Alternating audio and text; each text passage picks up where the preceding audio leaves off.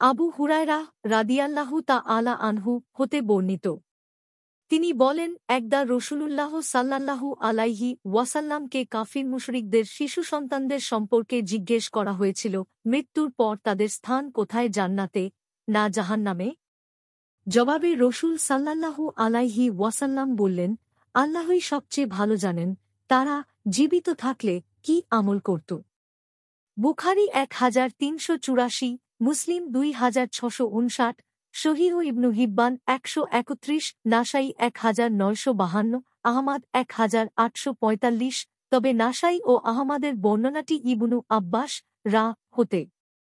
মিশকাতুল মাশাবিহ 93। হাদিসটির মান সহিহ।